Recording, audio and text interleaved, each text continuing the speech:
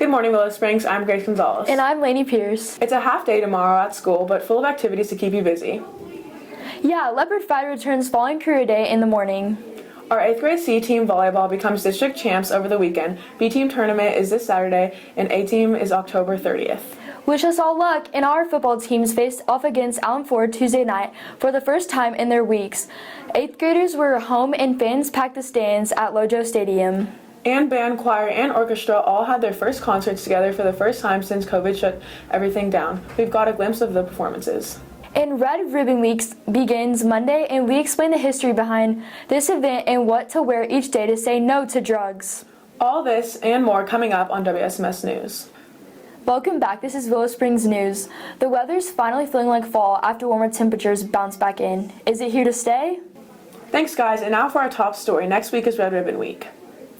And each year, students across America celebrate being drug-free. Here are McKenna Van and Cooper Anderson to explain why the program was started. It's a lot of fun to dress up, but it's also very important to remember just why we do it. Thanks, ladies. Our volleyball teams are racking up the wins here lately, and our football teams continue to dominate the fields every week. Here's the WSMS sports crew to fill us in. Thanks, guys. Our respected 5-star generals being remembered. Colin Powell died over the weekend after battling cancer and COVID. Here's a look at the story and more news for you.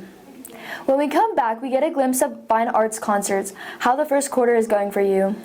What to wear for Red Ribbon Week, how to get tickets for Cinderella, and another holiday coming up. But first, a commercial break. That's it for today's show.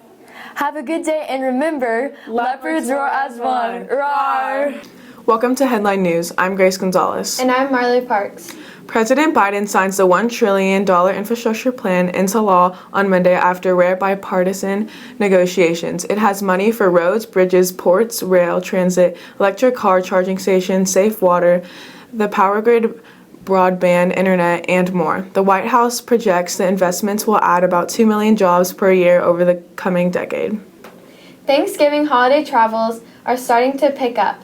Southwest and American Airlines are offering incentives to boost staffing during the holiday travel surge. Airline travel is almost fully recovered from COVID, up to 80% from last year. 8th graders were prepared and ready to go Tuesday to take the PSAT, but many could not log on to the platform due to computer glitches. WSMS counselor Mrs. Stone says the ones who were able to log on now must take the test within 3 days. Many had to take the test Thursday. The rest will be able to take the PSAT sometime after Thanksgiving. When we return from the Thanksgiving holiday, we will get our reviews for our finals. Many have never taken a final and don't really know how to study for one. Julian Mayfield and Travis White have some tips. Drugs, depression, anxiety, and many more. Students all over WSMS do not get the requisite amount of sleep. It can cause anxiety, depression, and many more. Today is our first school social and dance. The fun starts at 6 and it's over at 8 p.m. It's a neon dance, so don't forget to wear neon colors. There will be snacks and water for $1. There will be a DJ and basketball in the gym. Tickets are no longer available online, but you can buy one for $10 today during lunch or at the door. We had our first club day in nearly 2 years last Friday. We have some video of the afternoon.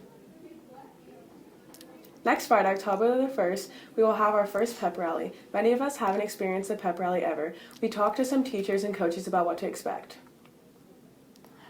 Our band is also preparing for their first concert. Nola and Tyler take a look at how they're finally together again for the first time since the spring of 2019 due to COVID.